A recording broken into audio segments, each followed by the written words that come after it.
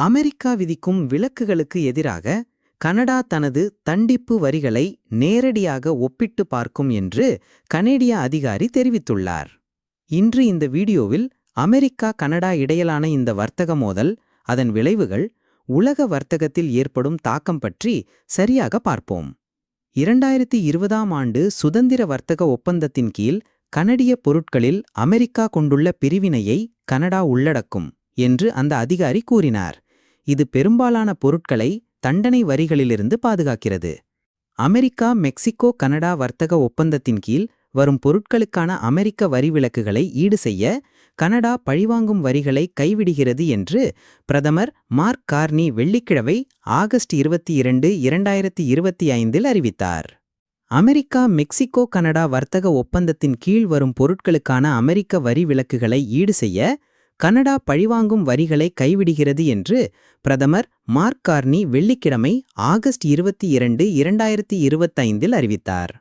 2020ஆம் ஆண்டு சுதந்திர வர்த்தக ஒப்பந்தத்தின் கீழ் கனடா பொருட்கள் மீது அமெரிக்கா கொண்டுள்ள பிரிவினை பெரும்பாலான பொருட்களை தண்டனை வரிகளிலிருந்து பாதுகாக்கும் என்று திரு கார்னி கூறினார். கனடா தற்போது அமெரிக்காவுடன் சிறந்த வர்த்தக ஒப்பந்தத்தை கொண்டுள்ளது. மேலும் இது முன்னர் நாம் கொண்டிருந்ததை விட வேறுபட்டிருந்தாலும் வேறு எந்த நாட்டையும் விட இது இன்னும் சிறந்தது என்று திரு கார்னி கூறினார். இரு நாடுகளுக்கும் இடையிலான வர்த்தக பேச்சுவார்த்தைகளை மீட்டமைக்க இந்த நடவடிக்கை வடிவமைக்கப்பட்டுள்ளது. USMCA 2026இல் மறு ஆய்வுக்கு வர உள்ளது.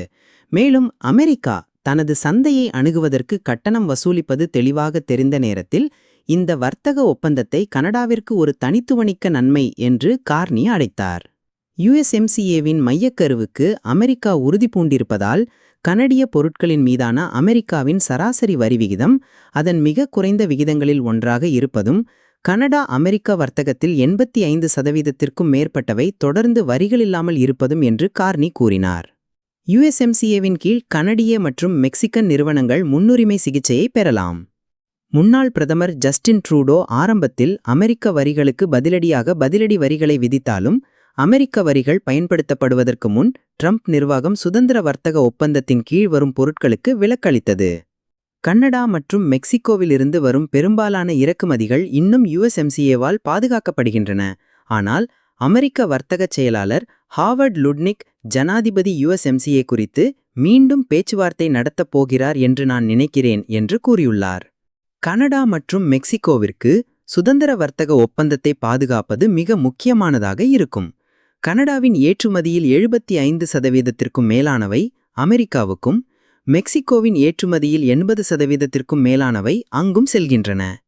கனடா பொருளாதாரத்தில் தாக்கத்தை ஏற்படுத்தும் USMCA 232 கட்டணங்கள் என்று அழைக்கப்படும் இருந்தாலும், கனடாவிற்கு பொருந்தும் சில துறை சார்ந்த கட்டணங்களை திரு ட்ரம்ப் அறிவித்துள்ளார். உதாரணமாக, எஃகு மற்றும் அலுமினியம் இறக்குமதிகளுக்கு 50% வரி விதிக்கப்பட்டுள்ளது. கனடா மற்றும் அமெரிக்கா எங்கள் மசோதா பெரும்பாலான பொருட்களுக்கு சுதந்திர வர்த்தகத்தை மீண்டும் நிறுவியுள்ளது. அங்கு இருக்கும் பிரச்சினைகளை தீர்க்க நாங்கள் தீவிரமாக செயல்படுவதால் கனடா எஃகு, அலுமினியம் மற்றும் ஆட்டோக்கள் மீதான எங்கள் வரிகளை தக்கவைக்கும் என்று திரு கார்னி கூறினார். அமெரிக்கா கனடா இடையிலான இந்த வர்த்தக மோதல் இரு நாடுகளுக்கும் மட்டுமல்லாமல் உலக பொருளாதாரத்திற்கும் தாக்கத்தை ஏற்படுத்தும். இந்த விஷயத்தில் உங்கள் கருத்து என்ன? கமெண்டில் தெரிவியுங்கள். சமீபத்திய சர்வதேச செய்திகள் மற்றும் வர்த்தக அப்டேட்ஸுக்காக எங்கள் சேனலை சப்ஸ்கிரைப் செய்ய மறக்காதீர்கள்.